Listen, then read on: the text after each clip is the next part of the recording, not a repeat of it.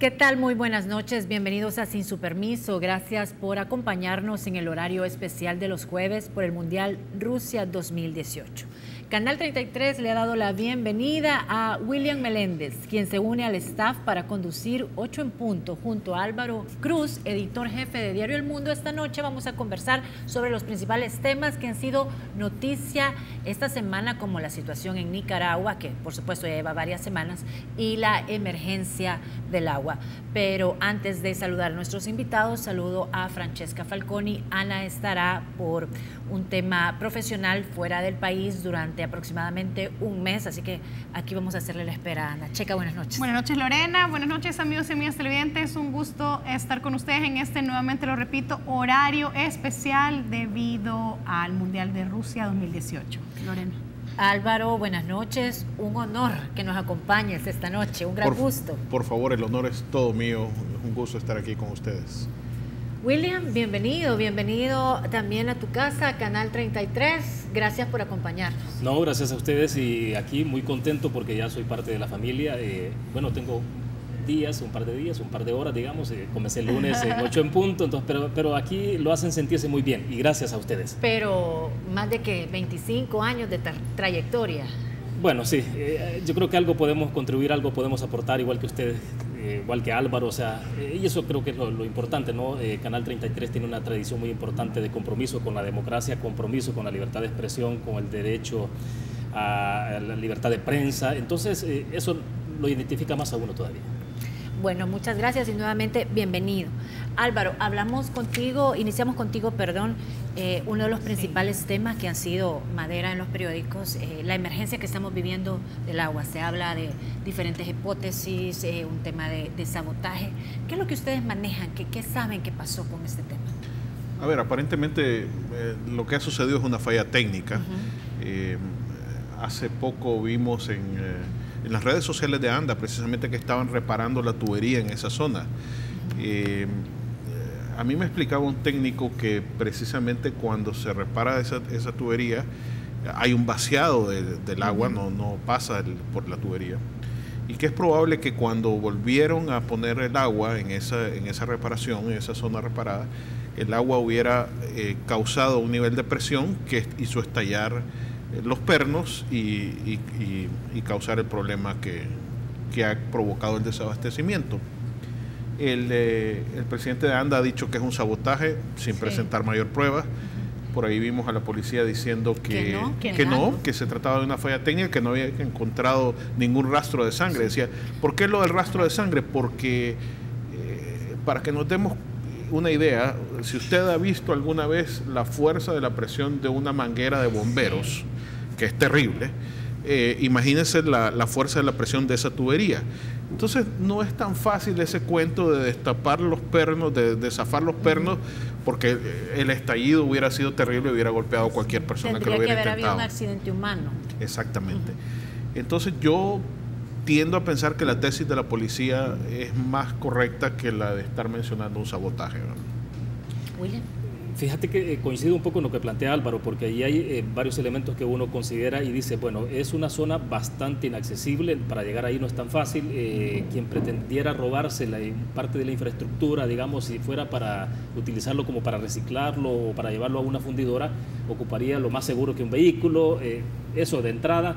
De inmediato uno piensa también, bueno, pero lo que decía Álvaro, hay ese fenómeno de golpe de ariete, creo que le llaman, ¿no? Sí, cuando hay el agua llega con gran fuerza y puede reventar una tubería. Entonces, eso pudo haber ocurrido. Yo creería que puede ser más un tema estrictamente técnico, porque además esas tuercas, hasta donde sea esas tuercas son equipos, se necesita equipos especializados para poder digamos, dejar un poco inestable eso y que entonces con la vibración terminara rompiéndose.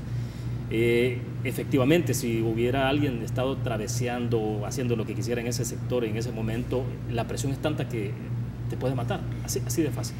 1 millón de personas se quedaron sin agua durante 5 días porque, según entiendo, ya el servicio se está normalizando. ¿Cuánto más o menos le está costando al gobierno esto? $300,000 se decía que era la reparación, pero aparte todo lo que ha entregado en pipas de agua, la logística que ha hecho. yo digo, ¿por qué no hacer una mea culpa y reconocer, sí fue una falla técnica, o decir que estaban viejos ya los materiales? ¿Qué es lo que falla ahí? ¿Por qué no hay un mea culpa y tratan de decir que es un acto vandálico y se ve todavía mal porque viene y la PNC contradice al presidente de ANDA? Ahora, yo creo que es que lo que pasa es que esto está cargado de mucha suspicacia y hay antecedentes, ¿no? Cuando uno revisa, por ejemplo, hay una nota de ACAN-F del 23 de mayo de 2011, donde se dibujaba una situación, un escenario bastante similar, ¿no? Y ha estado en redes sociales, ustedes han visto este mismo día, cuando entonces el presidente Funes decía que había un proceso de sabotaje, que había mano criminal porque habían dañado una tubería que es muy parecida a esta, no estoy seguro 100% si es exactamente la misma, pero en otro tramo, ¿ya? Pero fue exactamente lo mismo, se manejó la misma argumentación, que era un proceso de sabotaje, que llegaron personajes, llegaron con fusiles largos, con armas, y nuevamente acudir a la Fiscalía para que investigara. Entonces, cuando comparas ese hecho de 2011, luego el 2017, una situación también bastante compleja ya en cuanto a la crisis de agua, y con esto que ha ocurrido, genera más suspicacia. Es decir, pero uno vuelve al tema. ¿Qué es lo que hace que no pueda haber un nivel de sinceramiento sobre el tratamiento de estos temas? Pues, si finalmente hay un problema de crisis en ANDA y que tiene que ver que no hay recursos y que tenemos tuberías obsoletas y un mantenimiento que pudiera tener problemas, ¿por qué no aceptarlo? O sea, a veces creo que quizás la idea de victimizarse, de sacar, como dicen siempre, una cuota política, no sé, ¿qué opinas tú, Álvaro? A ver, hay una realidad y es que tenemos un sistema de agua potable obsoleto. El anterior presidente de ANDA solía insistir que era necesario el cambio de tuberías. Incluso aquí en la zona de Escalón se hicieron algunos cambios importantes, recordamos las molestias que todo eso causó, ¿verdad? Yo creo que efectivamente tenemos un sistema de agua obsoleto. Yo creo que ese proyecto de las pavas es, por ejemplo, necesario, si no para el presente, para el futuro del país, para el futuro del área metropolitana. Dentro de 20 años, ¿cuántos habitantes vamos a ser? Probablemente el doble, ¿verdad? Entonces, hay que plantearse primero esa situación de ANDA. ANDA ha cargado, por diferentes razones, una deuda histórica en el servicio. Y yo creo que esto que estalló hoy fue una falta de previsión de las autoridades de ANDA. Según lo que yo entendía, muy pocas de esas pipas eran realmente de ANDA, el resto lo tuvieron que alquilar, para que nos demos una idea de la dimensión. Y entonces yo creo que parte también es que recordemos que es reciente el cambio de funcionarios en ANDA. Correcto. Yo no sé qué tanto conocimiento tienen las autoridades actuales. El director anterior, el presidente anterior de ANDA tenía un carácter muy peculiar y mucha gente lo cuestionaba por eso, pero mal que bien el servicio ahí estaba, ¿verdad? Sí, correcto. Entonces yo tiendo a pensar que hay algo puede haber algo de falta de conocimiento, puede ser también, el mismo señor presidente de ANDA dijo hace poco, por ejemplo, que el proyecto de las pavas no era necesario, ¿verdad? Una cosa que a mí me sonó un poco escandalosa, ¿verdad? Sí, pues estamos oyéndolo durante 10 años, que si es necesario, de repente llega otro y dice que no. Y los franceses involucrados, es decir, las autoridades francesas, la embajada francesa involucrada en el caso. Entonces, a mí hay cosas ahí en ANDA que no me suenan lógicas de lo que se está diciendo. Pero nada de esto tiene que ver con la coyuntura de la búsqueda de la aprobación de una ley de agua. ¿No lo ven? ¿O es una coincidencia siniestra? Yo tiendo a pensar que es una coincidencia. No le veo sentido. Más bien yo creo que sería contraproducente para los que defienden la tesis de que el agua debe estar en manos estatales, ¿verdad? Entonces, para esa eficiencia mejor hagámoslo de otra manera. De todas maneras, yo creo que el debate del agua es más político que real, ¿verdad? Yo no veo a las fuerzas políticas, no veo a ninguna fuerza política con la tesis de privatizarla en absoluto. ¿Tú querías apuntar algo al respecto? No, solamente que estamos en todo el proceso de discusión de ley del agua, ¿no? Se privatiza, no se privatiza, eso para mí tiene un alto contenido político electoral, o sea, inevitable. Correcto. Entonces, de alguna forma, todo lo que ocurre alrededor del agua va a ser manejado y va a ser retorcido para cada quien para buscar para sus beneficios.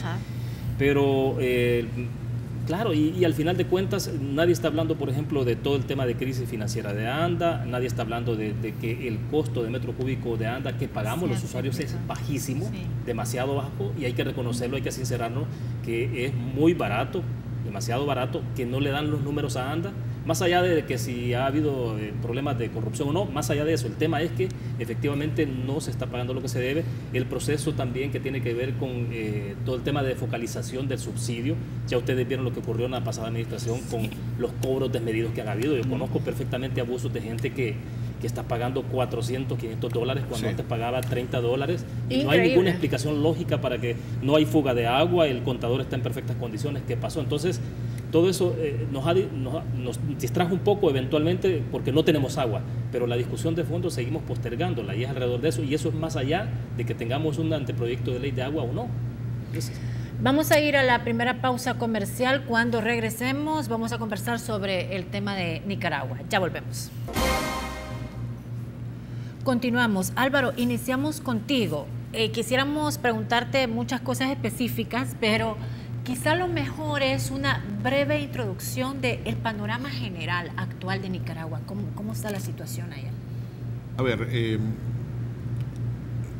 país lleva casi 3 meses de una revuelta, de una revolución cívica, en la que la población estalló como una olla de presión hacia un régimen que poco a poco fue acabando con las libertades y los derechos fundamentales de los nicaragüenses, y que además coleccionó una serie de abusos que van desde una reelección presidencial ilegal, el apoderamiento progresivo de todos los poderes del Estado y todas las instituciones del Estado, hasta partidizar absolutamente todos. Los magistrados de la Corte Suprema de Justicia o la fiscal general presumían públicamente de su militancia partidaria. Los magistrados del Tribunal Electoral, que además fueron cuestionados permanentemente por una serie de fraudes electorales en elecciones municipales y nacionales desde 2008, incluso sancionados internacionalmente, ¿verdad? Esto provoca que en abril pasado 2 protestas relativamente pequeñas encendieran la chispa de lo que está sucediendo. Una protesta por un incendio forestal de parte de un grupo de ambientalistas que es fuertemente reprimida y los manifestantes son golpeados. Y una semana después, una reforma del Seguro Social que reducía las pensiones termina con una golpiza de parte de las turbas sandinistas a un grupo de ancianos. Eso provoca la indignación nacional, los estudiantes universitarios salen a protestar, lo golpean, pero a diferencia de otras situaciones anteriores, lejos de amedrentarse ante la golpiza, se defienden. Y a partir de ahí las protestas no paran, y tampoco la represión, ¿verdad? Los primeros 3 días matan 40 personas, se ha asesinado un promedio de 5 personas diariamente. Hay más de 300 personas asesinadas en 3 meses, casi 3 meses de rebelión. Hay una condena de la Comisión Interamericana de Derechos Humanos, del Alto Comisionado de Naciones Unidas, de la Unión Europea. Estados Unidos acaba de sancionar hoy precisamente al director de la policía, al jefe de los negocios de Alba en Nicaragua, y a Fidel Moreno, que es el operador político de la pareja presidencial y que es el responsable, señalado como el responsable de los grupos paramilitares, ¿verdad? Para que nos demos una idea, no es solo un problema de represión de la policía o de las autoridades, sino que que todos estos grupos partidarios, todas estas turbas que iban a manifestaciones a respaldar a Ortega, ahora fueron armadas y sirven para atacar a estudiantes y población civil desarmada que está protestando contra el régimen. Han impuesto un terrorismo de Estado, eso no lo digo yo, lo dicen organismos de derechos humanos y lo dicen gobiernos extranjeros, y lo dice la Iglesia Católica, ¿verdad? Que ha tenido un papel muy valiente denunciando las barbaridades que está haciendo la familia Ortega Murillo en el poder, ¿verdad? Estas sanciones, llamadas de atención, han hecho organismos internacionales y el mismo gobierno de los Estados Unidos, ¿qué tipo de trascendencia van a tener en tu opinión? ¿Realmente son levantadas de manos, jalones de pelo? Claro. Pero a la hora de las horas se va a tangibilizar en algo concreto este tipo de señalamientos. Antes de llegar a ese punto, yo quisiera hacer notar un par de cosas. Que bueno, mientras estamos hablando acá, ¿no?, el número de muertos, Álvaro, entiendo que ya supera los 300. Sí, así es. 300 muertos, más de 200 que han sido certificados por la Comisión Interamericana de Derechos Humanos. Entonces no estamos hablando ya de especulaciones, de supuestos, sino de jóvenes que han sido asesinados por el régimen, así de fácil, ¿no? Ahora mismo el Confidencial estaba publicando que hay 3 fallecidos y más de 20 secuestrados en un ataque paramilitar en Sutiaba, en León. En León, ¿no? Es en la parte de León. Pero lo que quería hacer notar, Lorena, es que lo que estamos acá presenciando es, y lo platicábamos con Álvaro antes de la entrevista, de que tenés una olla de presión, ¿no? Las ollas de presión todas ustedes, que todos la conocemos, siempre tienen una válvula de escape, ¿no? O sea, pues, pero llega un momento que incluso tienen una pesita en algunos momentos determinados, pero hay que liberarla. Ya, tiene una olla de presión, una válvula de escape precisamente para que no estalle. Pues ustedes saben de las consecuencias que eso tendría en una cocina cuando ocurre algo así. Nicaragua, yo siento que es la acumulación de una cantidad de situaciones que se vinieron dando y que han terminado en algo como lo que ya Álvaro mencionaba de la reserva y lo demás, ¿no? El ataque a los ancianos. Pero el tema de institucionalidad, cómo se vino deteriorando, cómo la sociedad de alguna manera vino soportando esto, pero cómo el sector privado de Nicaragua también, sobre todo el sector privado agremiado, hizo del ojo pacho y al final terminó haciendo una especie de maridaje con Daniel Ortega. Acá me llamaba la atención porque ha habido directores o dirigentes empresariales en este país que sí han sido muy enérgicos y creo que bueno, le advirtieron al sector privado de Nicaragua. Sí, porque no se veía en Nicaragua que esa olla de presión, primero que existiera la olla de presión. Sí, porque mientras en otros arriba lugares, todo el mundo estaba bien. Vos ves que tenés la olla de presión y que está a punto de explotar, pero esto como que pareciera que fue de repente. Y no fue tan de repente. No fue tan de repente, yo sé, pero entonces, nadie lo había olfateado. Entonces, ¿o sí, Álvaro? No, sinceramente, yo estuve en Semana Santa en Nicaragua, hablé con colegas, con políticos, con amigos, con familiares. Sí había una queja general del régimen, una serie de molestias, pero nada me hizo augurar que 2 semanas después iba a estallar esto. Yo más bien solía quejarme con la gente de Nicaragua. La pasividad. Yo les decía que eran cínicos y conformistas, ¿verdad? Que me parecía una barbaridad que no pasaba nada. Sí, que uno decía, bueno, hasta cierta complicidad. Exacto. Álvaro, pero lo que yo ponía sobre la mesa antes, este tipo de sanciones a nivel internacional, ¿tú crees que van a tener alguna repercusión concreta? Yo creo que sí. ¿Cómo cuáles? ¿Y cuáles serían esas salidas políticas que le quedan al gobierno de Daniel Ortega? Yo creo que el gobierno de Ortega está bastante aislado. Cuando vimos el tema en la OEA, solo el gobierno de Venezuela lo respaldó. Sí. Bolivia tuvo un discurso ambiguo. Y luego hubo un montón de abstenciones, pero la mayoría de gobiernos de América Latina, de la OEA, respaldaron el informe de la Comisión Interamericana de Derechos Humanos. El Salvador ha tenido un silencio cómplice. El FMLN ha respaldado abiertamente a Ortega. Claro. Cuando digo El Salvador, hablo del gobierno de El Salvador. Sí. Ha tenido un silencio cómplice con ese lenguaje ambiguo de que abogamos por el diálogo y la solución pacífica, y son incapaces de hacer una condena pública a las evidentes violaciones a los derechos humanos. Pero en general, cuando la Unión Europea, cuando el Parlamento Europeo hace una condena al gobierno de Nicaragua, hay que pensar que en el futuro cercano eso puede traer problemas con cooperación, con préstamos, una medida simbólica, inversiones, por supuesto. El turismo nicaragüense, que era abundante hasta abril, está desaparecido. Es decir, hay 125,000 empleos turísticos que se acabaron. Luego hay alrededor de 215,000 empleos en general que se perdieron en estos 3 meses. Pero es bien importante un símbolo de lo que puede pasar, de lo que está pasando. Estados Unidos era el principal donante a los cuerpos de seguridad para combatir el narcotráfico. Y cuando empieza la represión y la policía nicaragüense y los paramilitares empiezan a usar los vehículos donados por Estados Unidos para reprimir a manifestantes pacíficos y asesinarlos, Estados Unidos les pide devolver los vehículos. Y el gobierno de Nicaragua tiene que pasar por la vergüenza de devolverlos. Y ayer la cooperación japonesa hizo exactamente lo mismo.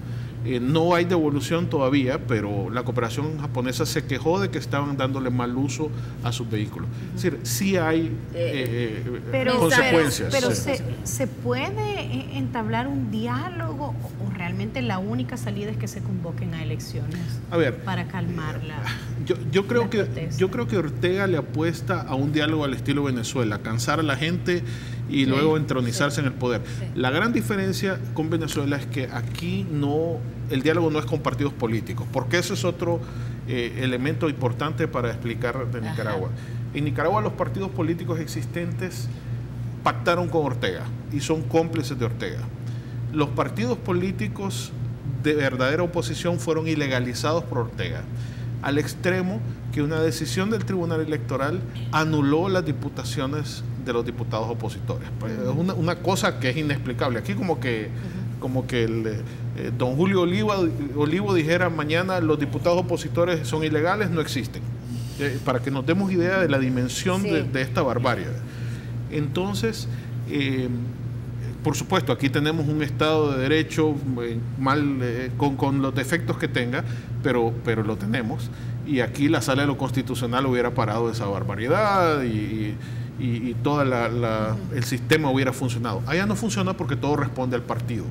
Y el partido se llama Daniel Ortega y Rosario Murillo. ¿Cuál es la solución? Yo creo que puede haber algún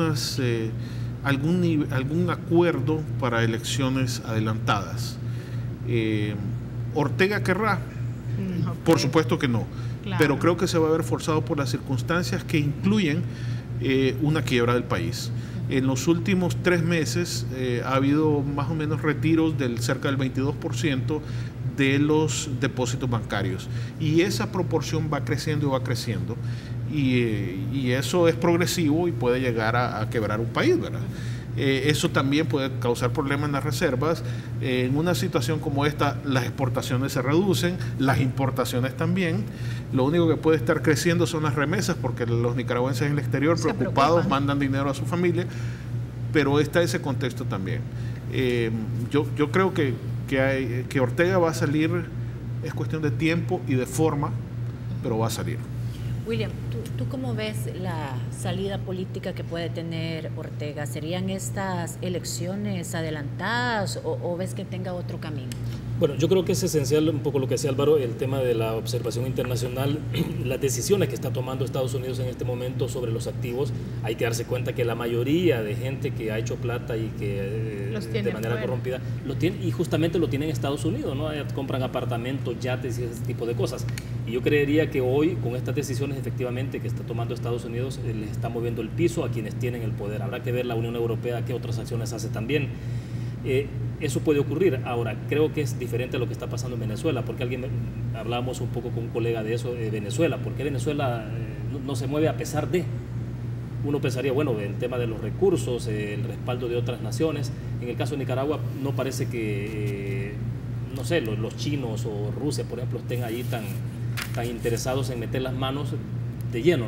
Entonces, creo yo que hay como esos elementos que hacen más viable de que pueda haber un cambio. El tema es, a mí lo que me preocupa, por ejemplo, del caso de Nicaragua es lo que de algún momento pasó, salvando las distancias, con el caso de Guatemala.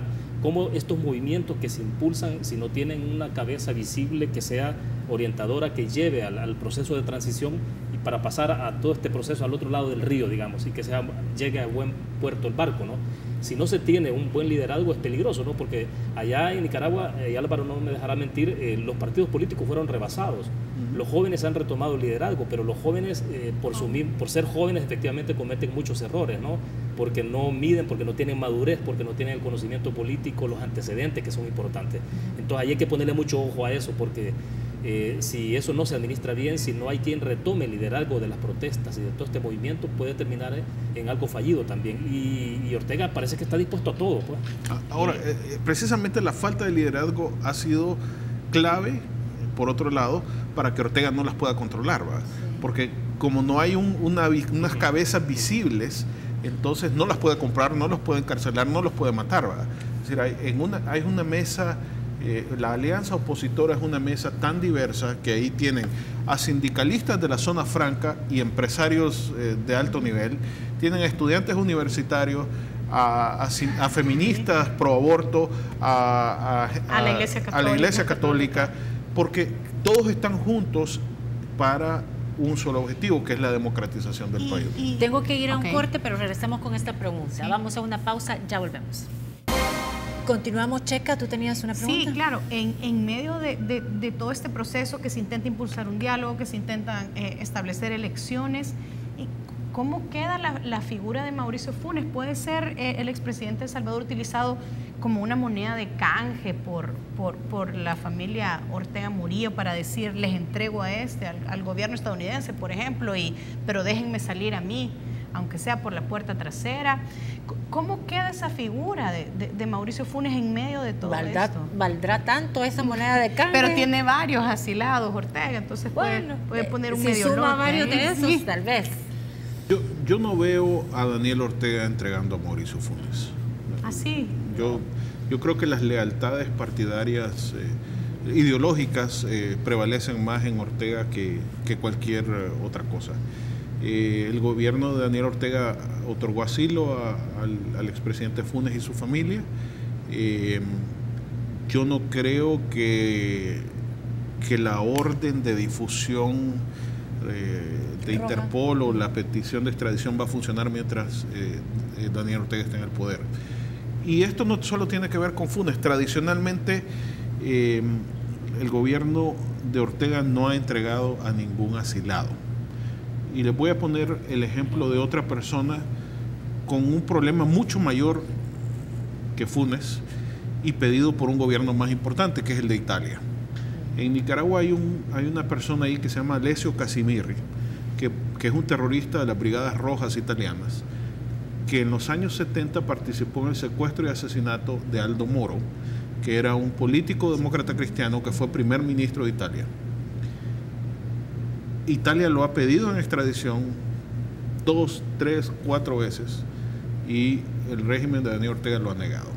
Entonces yo no veo que existe una posibilidad. Que existe una posibilidad mientras Daniel Ortega esté ahí. Si hay un cambio de gobierno, habrá que ver las circunstancias. Ni siquiera así me atrevo a pronosticar. Álvaro, pero es que en esto uno tiene la gran duda, ¿no? Porque a pesar de los tratados internacionales que puedan haber, los convenios, Interpol, pues sí, pero Interpol va a girar la orden a la policía que es administrada por Daniel Ortega en Nicaragua. Correcto. Entonces, es que no hay y por la Corte Suprema de Justicia, que está controlada por Daniel Ortega. Sí. Entonces, esto al final uno dice, lo que hay aquí es un tema estrictamente de voluntad política. Y si si Daniel Ortega dice se va, si no, ahí se queda. O sea, entonces, el tema de institucionalidad, de las leyes... La institucionalidad nicaragüense tiene un nombre y un apellido que se llama Daniel Ortega, y él toma todas las decisiones. Seamos claros. Por eso es que el expresidente no para de tuitear. El expresidente Funes no para de tuitear. Se siente bien protegido, bien respaldado. Bueno, pero si hay un cambio de gobierno, Álvaro ya dijo que no se atreve. ¿Tú qué piensas si existiese un cambio de gobierno? Porque entendería que en el 2019, sí, a más tardar, tendría que llevarse a cabo las elecciones. Ahora, yo abriría un pequeño paréntesis con lo que dijo Álvaro, porque yo sí creo que por el nivel de pragmatismo y sobre todo por el nivel de crisis en la que ha entrado Ortega con su régimen, ahí sí creo yo que habría que ver un poco más adelante, ¿no? Porque en la medida que se deteriore más todavía, me parece que Ortega, si le piden algunas muestras, algunas señales, creería que las puede dar. O sea, tampoco, no sé, pero el experto aquí sí es nuestro buen amigo, ¿no? Pero yo, eso como lo vemos desde fuera, yo lo veo así, que hay una pequeña luz que sí podría operar, y es la posibilidad que en la crisis de Ortega, al tocar más fondo y vea que eso no, el caso Funes le está afectando más, simplemente lo puede poner ahí por Guasaule y entregarlo. Pensaría. La otra es que si hay un cambio de régimen, elecciones, yo sí tengo la certeza que eso sí va a ocurrir de inmediato, ¿no? Porque habría que comenzar a dar señales de institucionalidad y mandar señales al exterior, y el gobierno que se instale tendrá que transformar todo eso, pues, y de verdad comenzar a dar señales de que Nicaragua va a comenzar a transitar otra vez por la democracia. Correcto. Bueno, vamos a pasar a otro tema que por supuesto también es muy importante, es el tema del caso de los desvíos de fondos a funcionarios públicos. ¿Cómo ven ustedes ese caso? Si quieren empezamos contigo, William. Bueno, a ver, hay como varias etapas dentro de esto, creo yo. Por ejemplo, en el país yo creo que ha llegado un momento y que quizás no es políticamente correcto decirlo, pero de sincerar muchas cosas. En el pasado, cosas que se hicieron normales y se normalizaron como tal, ahora eso ha cambiado, ¿no? Entonces hay que cambiar muchas cosas. Y me refiero, por ejemplo, en el caso de cuando se habla de sobresueldo para los ministros y todo esto, es que ustedes hay que ponerse a preguntar, por ejemplo, el gobierno que se instale el próximo año, la nueva administración que llega a partir de junio, yo no me hago, por ejemplo, que vayan a encontrar con facilidad funcionarios que ganando salarios de $4,000 y que tengan preparaciones académicas altísimas, sí, que sean las personas idóneas profesionalmente, que este gobierno pueda, que el gobierno que se instale pueda conseguir gente capaz con esos salarios. Precio. O sea, hay que ser honesto, pero por lo políticamente correcto, no que la población no se va a ofuscar o va a comenzar a criticar mal esto y nos van a ver mal y quizás hasta podemos perder votos. Pero si no damos ese paso en la sinceración de cómo está la situación interna, de cómo se toman decisiones de ese tipo, yo creo que no vamos a avanzar. Yo no veo, por ejemplo, y eso siempre me lo he cuestionado, ¿cómo es posible que el presidente de la República no pueda tener un salario de $10,000 o $20,000? ¿Y por qué no? Redoblemos los mecanismos de la sección de probidad, igual son funcionarios de primer nivel. Exactamente, entonces esa parte creo que es importante y meterle todos los candados posibles para evitar irregularidades ya de tipo financiero o corrupción, ¿no? Pero hay que hacer ese tipo de ejercicio y yo no lo veo haciendo en el país, o sea, siempre nos estamos yendo por la tangente y si queremos salir de la normalización de ciertas cosas que ahora, insisto, no son normales, pues entremos a discutir ese tipo de cosas para que el país pueda comenzar a avanzar. De lo contrario vamos a seguir patinando, o sea, ¿cómo es posible que un director o un presidente de una corporación, de una transnacional pueda tener $15,000, $20,000 y el presidente de la República no? Entonces, ese tipo de cosas. Y luego queremos que ese director de una transnacional, que es una persona preparada, lo traigamos para ministro. Y no, es imposible. Exactamente, entonces yo creo que... ¿Cómo vas a traer ese talento con salarios no competitivos? Pero miren, más allá a mí me da tristeza, de ninguna manera me puede dar, yo no puedo alegrarme de una situación de estas, de los casos Saca y Funes, pero más allá de los casos judicializados, que evidentemente la institucionalidad del país va a encargarse de eso, la Fiscalía tiene que presentar las pruebas, los defensores también, supongo, y el sistema judicial va a hacer su trabajo. Pero miren, más allá de ver al pasado, a mí hay una cosa que me preocupa. No veo corrigiendo los problemas. Es decir, ¿por qué no? Yo no he escuchado en ningún partido político una propuesta que diga, miren, esto es el pasado, se hizo mal en Arena, en el FMLN, claro, ¿cómo lo vamos a corregir de ahora en adelante? Parte de eso es corregir el tema de los sobresueldos, pero son otras cosas que hay que corregir también. Entonces, ¿cómo se va a controlar los gastos reservados? ¿Cómo las transferencias? Todo este tipo de cosas tienen que tener un mejor marco legal y no veo a nadie proponiéndolo ni pensándolo siquiera. O no sé si lo han pensado. Bueno, no sabemos si están pensándolo, sí, y los equipos de campaña están buscando el momento ideal para hacer estas propuestas, porque obvio que tienen que hacer. O están esperando que la Corte de Cuentas funcione bien, o que la Corte de Cuentas funcione ya cuando ya pasaron. Pero la Corte de Cuentas no emite este tipo de reglamentos, hace auditorías. Exacto. Y como la tradición en el país ha sido, perdonen, es que cuando yo estoy en la oposición critico todo lo posible, ¿no? El tema de transparencia, que robó, pero cuando ya se convierten en partidos en el gobierno, ¿cómo les cambia? O sea, eso es lo que no se vale, porque no hay coherencia entre el discurso y entre lo que hacen los partidos cuando ya se instalan en el Ejecutivo. O sea. Tristemente, el país carece de discusiones técnicas sobre temas profundos. Y no solo en este tema. Miren ustedes, aquí se hacen prohibiciones y se hacen escándalos por algunos temas sin hacer una discusión técnica real. Aquí se prohibió la minería porque era la tendencia, porque era... yo no digo si la minería es buena o es mala. ¿Tuvimos algún estudio técnico? En serio, un estudio técnico de científicos salvadoreños o extranjeros que nos vinieran a decir, miren, esto es probable, esto es bueno, esto es malo. No, aquí los políticos se les ocurrió que no era bueno y lo prohibieron. Luego, bueno, la Iglesia Católica también jugó un papel importante, la Iglesia tú sabes. Sí, correcto, pero igual ahora con la discusión del agua. pero no necesariamente quiere decir que es infalible el Papa cuando está sentado en el trono papal, pero los curas no son infalibles, ¿verdad? Y lo han demostrado en la historia, ¿verdad? No, yo no estoy diciendo que la Iglesia Católica estaba en lo correcto, sino que sí fue... Que conste que soy católico que sí militante, fue un jugador pero no importante necesariamente... en la percepción que se generó alrededor del tema de la minería. Sí, pero pongo el ejemplo de la minería.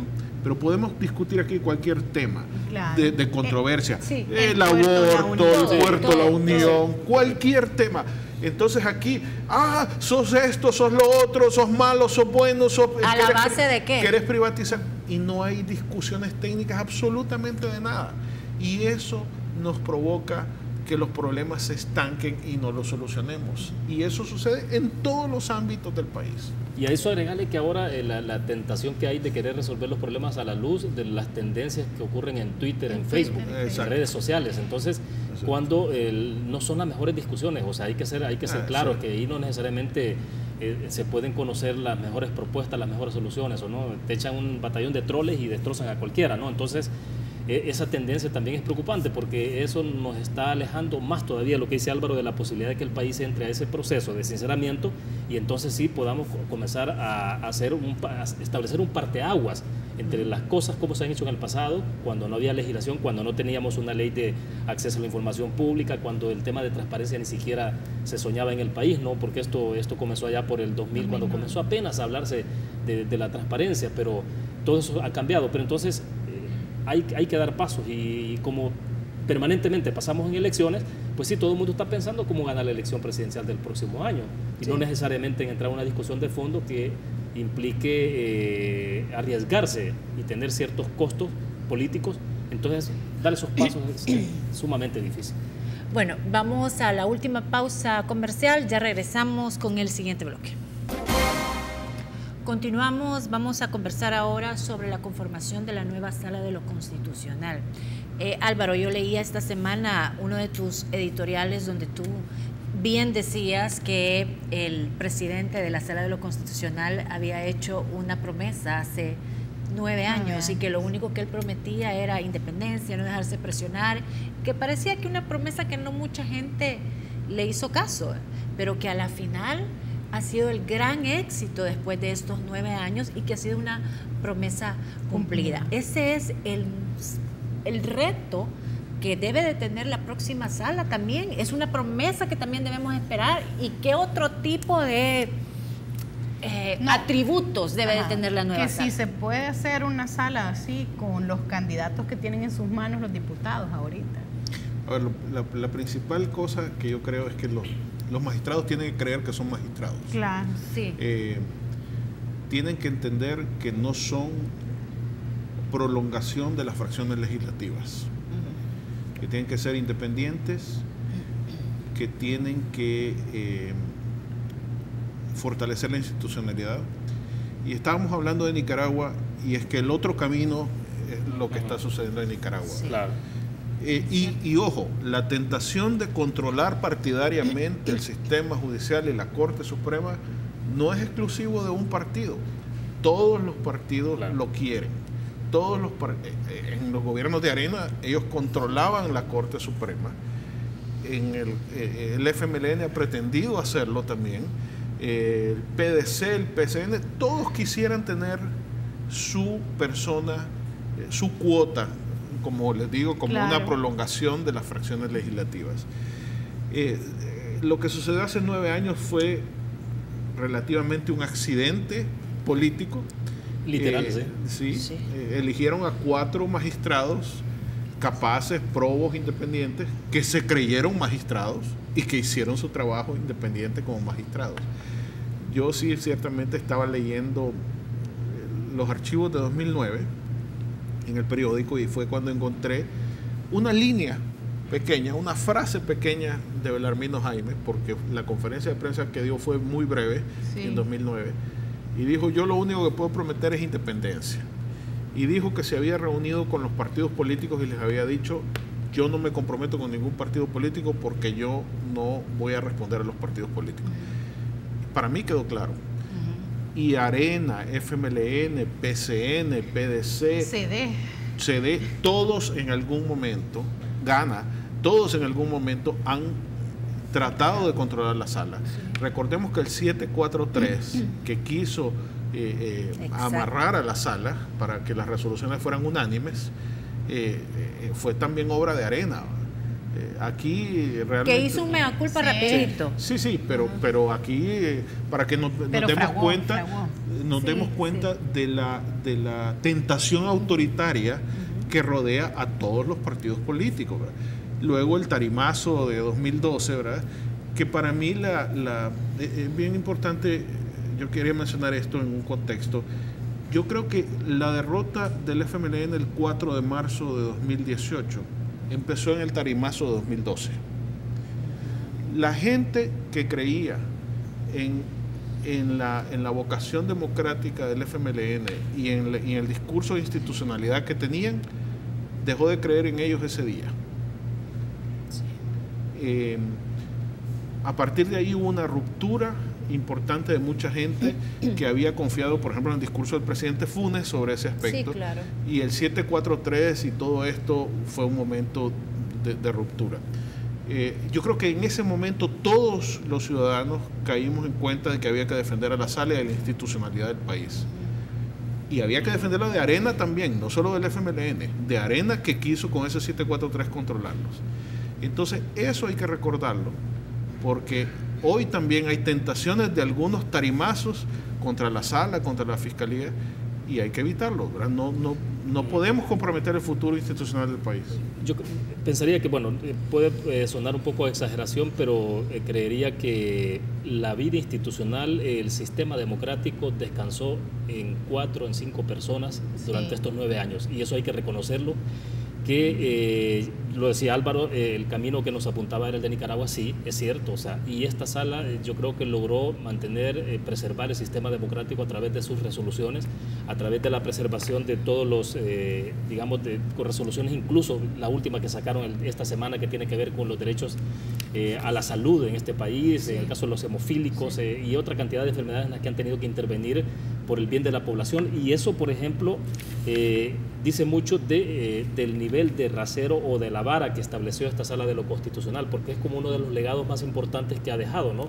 Primero, ese tema de preservar un poco la institucionalidad y conservar los pilares fundamentales de la democracia. Yo creería que sin esta sala no sabemos dónde estaríamos, o quizás sí, en el caso del guión, por ejemplo, de lo de Nicaragua. Y el tema ahora es si esa vara que se ha establecido con esos niveles de calidad en el análisis jurisprudencial, que es importante, de independencia, se va a mantener, ¿no? Ojalá que efectivamente, como decía Álvaro también, que los magistrados electos se lo crean, pues, y puedan asumir, y ojalá tengamos un golpe de suerte como el que ocurrió en esa época, porque hay que tomar en cuenta que la elección de esta sala de alguna forma se fraguó en casa presidencial. Claro. Sí, que exacto. se violentó procedimientos, sí, es obvio, ahí se tomaron grandes decisiones, porque todo el mundo partió de que las cuotas, ¿no? 2 para vos, 2 para mí y 1 por ahí, pues, ¿cómo lo negociamos? Los presidentes de todos los Y partidos resultó políticos. que estos magistrados efectivamente terminaron creyéndose cuál era su papel y lo llevaron a la práctica, ¿no? No solo fue la declaración, sino fue en términos prácticos. Y eso es lo que viene, ¿no? Ojalá que tengamos ese golpe de suerte. ¿Ves tú candidatos? Yo creo así? que Brevemente, porque nos quedan ya sin citar apellido o nombre, yo creo que sí hay gente. El asunto es que la valoración política siempre pesa mucho, la valoración política partidaria pesa mucho en cada uno de los partidos. Pero bueno, ojalá que nos acompañe esa suerte que hubo hace 9 años. Álvaro y William, vamos a terminar. Quedan 2 minutos exactos y tenemos que cambiar radicalmente de tema porque estos son los temas más importantes de la semana y no puedo dejar fuera el tema del Mundial. Decime en 1 minuto, ¿ya eliminaron a tu equipo y qué te ha parecido el Mundial? Todavía no han eliminado a mi equipo. Ajá, este vas con Brasil. Okay. Ajá. Voy a sufrir mañana ante Bélgica, sí, ¿verdad? Sí. Pero y también me gusta Uruguay, por supuesto. Yo voy por los equipos latinos. Ya es el único que nos queda. No, Francia, Bélgica. Bélgica y Francia. Espero que uno de los dos sea campeón por América Latina. Bueno, muchas gracias por habernos acompañado. ¿Y tú, William? Bueno, es que esto es un poco inédito, ¿no? Este mundial me parece porque el tema de los favoritos, cómo se fue diluyendo, ¿no? No, pero los ya ¿Cuál es William? No, a ver, yo tenía 2 favoritos. El primero, España. Adiós. Quedó fuera, Ajá, ¿no? Para mí era el exacto. número 1 y la segunda opción, Brasil. Sigo soñando con que Brasil pueda quedarse con la copa. Ojalá, pero Ojalá. no está fácil. Bueno, muchas gracias. No, gracias a usted, Francesca. Gracias, doctor. Dios es brasileño, es no brasileño. Los argentinos el dicen que es papel argentino. Checa, buenas noches, muchas Buenas gracias. noches, Lorena. Igualmente para ustedes, que descansen, nos vemos el próximo jueves.